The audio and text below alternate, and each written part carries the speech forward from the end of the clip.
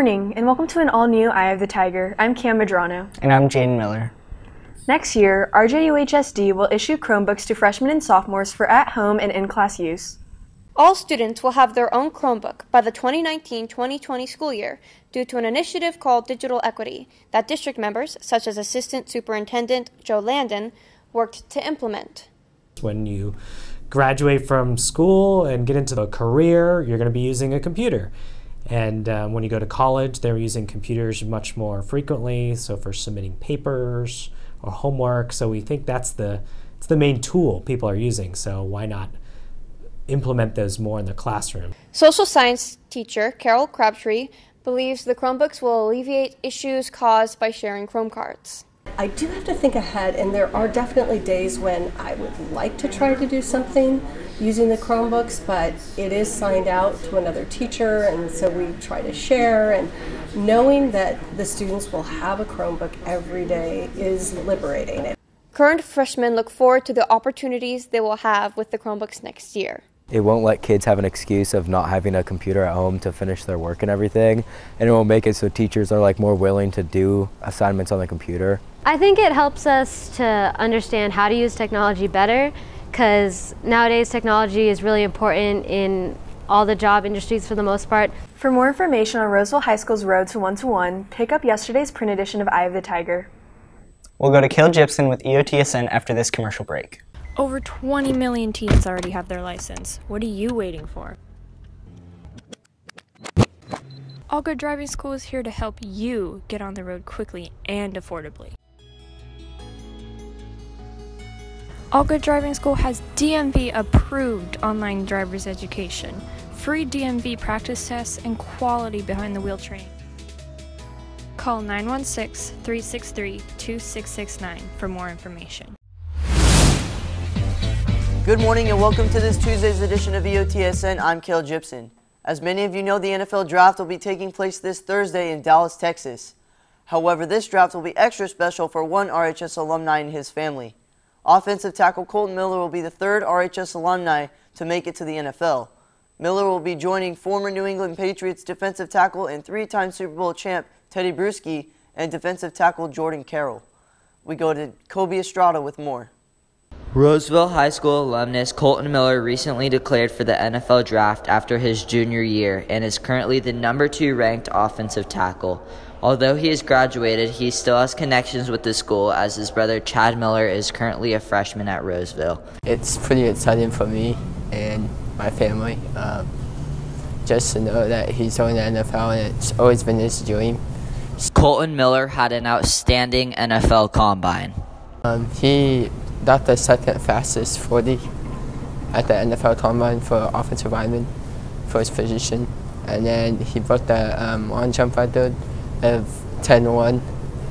Ethan Mealy, brother of Jordan Kanashik, former Roseville High School teammate, is happy to see that Kolton's dreams have came true.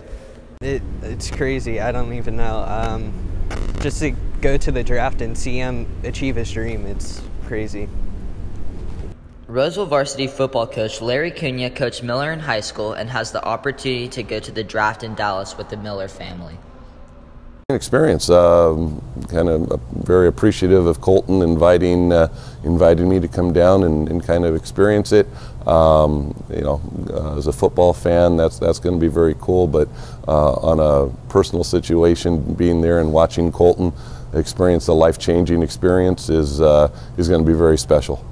Miller is projected to go in the first round of the draft, and according to one mock draft, is projected to be the 23rd pick and go to the New England Patriots.